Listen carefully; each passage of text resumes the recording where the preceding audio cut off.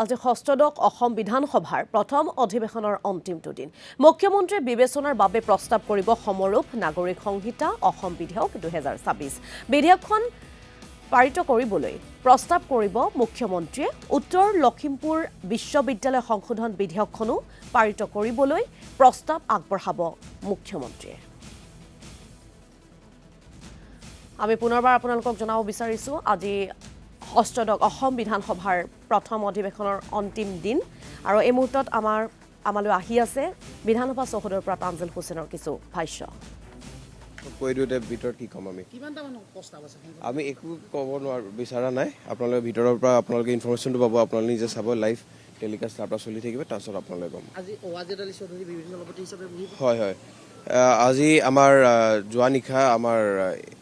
সৰ্বভাৰতীয় কংগ্ৰেছ কমিটিয়ে আমাৰ ৱাজেদ আলী চৌধুৰী ডাঙৰীয়াক আমাৰ লিডাৰ আৰু আমাৰ ডক্টৰ জয়প্ৰকাশ দাস ডাঙৰীয়াক আমাৰ উপদলপতি হিচাপে আমাৰ নিযুক্ত দিছে আৰু আমি এইটো সমৰ্থন জনাইছোঁ আৰু আমি আমাৰ AICCক ধন্যবাদ জ্ঞাপন কৰিছোঁ যে আপোনালোকে আমাৰ দুজন নেতাক আমাক দিছে আৰু তেওঁলোকৰ দুজনৰ নেতাৰ নেতৃত্বত আমি কংগ্ৰেছ SSD পাৰ্টি অহা 5 বছৰ আমি অসম বিধানসভাত অপজিশ্যন হিচাপে কাম কৰিম